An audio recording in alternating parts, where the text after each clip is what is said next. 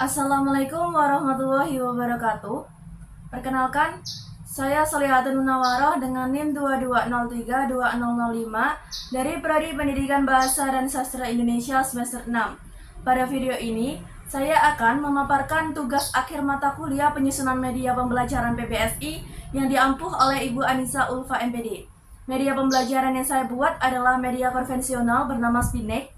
Materinya adalah membandingkan nilai dan kebahasaan dalam cerita rakyat dan cerita pendek.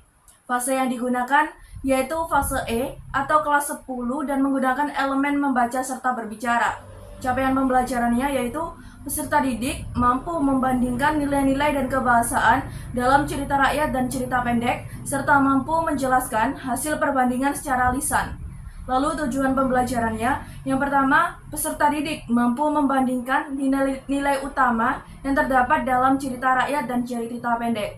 Dan yang kedua, peserta didik mampu membandingkan mengenai gaya kebahasaan yang terdapat dalam cerita rakyat dan cerita pendek. Dan yang terakhir, ada peserta didik mampu menjelaskan mengenai bandingan nilai dan kebahasaan yang terdapat dalam cerita rakyat dan cerita pendek.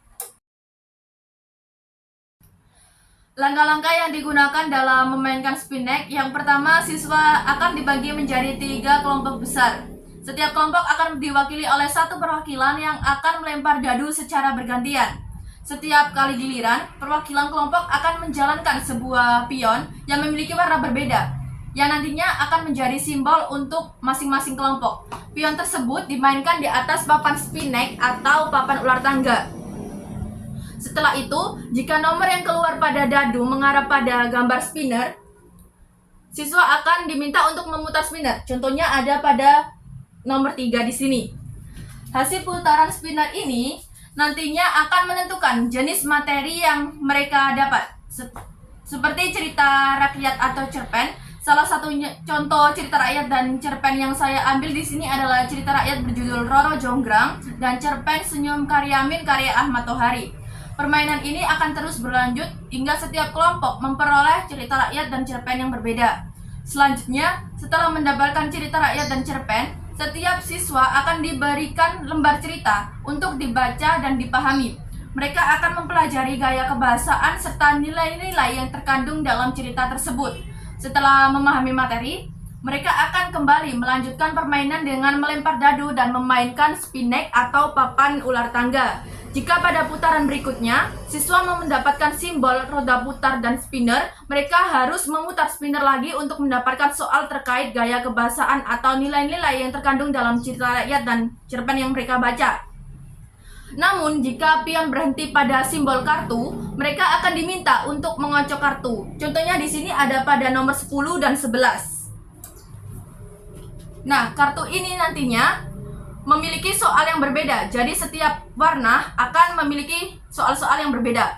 Warna merah berkaitan dengan nilai-nilai. Lalu warna biru di sini berkaitan dengan kebahasaan, dan kartu warna kuning memiliki jebakan dan berisi poin. Jadi poin yang akan ada dalam kartu tersebut membuat siswa mendapat 5 poin tanpa harus menjawab soal. Bonus poin tidak hanya diletakkan pada kartu, ada pula di spinner untuk memudahkan siswa dalam menjawab soal.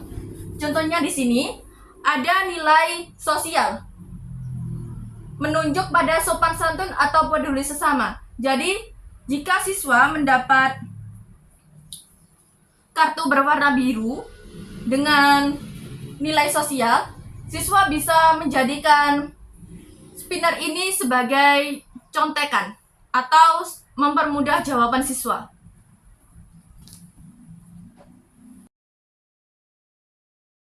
Terima kasih, kurang lebihnya mohon maaf. Wassalamualaikum warahmatullahi wabarakatuh.